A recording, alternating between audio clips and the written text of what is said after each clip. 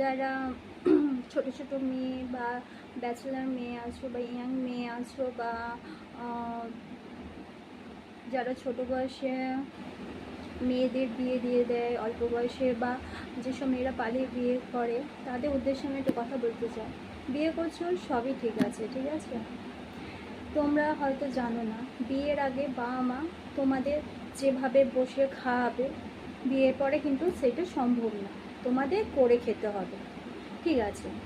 বাবা মা যতদিন আছে তোমরা দেখবে করবে সবই ঠিক আছে, কিন্তু একটা বয়সের পর তোমরা দেখতে পাবে যে মেয়েদের টাকা রোজগার করাটা কতটা ইম্পর্টেন্ট বা কতটা গুরুত্ব। তুমি বাবা মার অধীনে ছিলে, ঠিক আছে, তারপর তুমি স্বামীর অধীনে আসো। ধরো পারপোজ তুমি যার ওপর ভরসা করে তোমার জীবন নির্বাহ করছো, ধরো সেই মানুষটা কোনো একটি কারণে তোমাকে ছেড়ে দিল, বা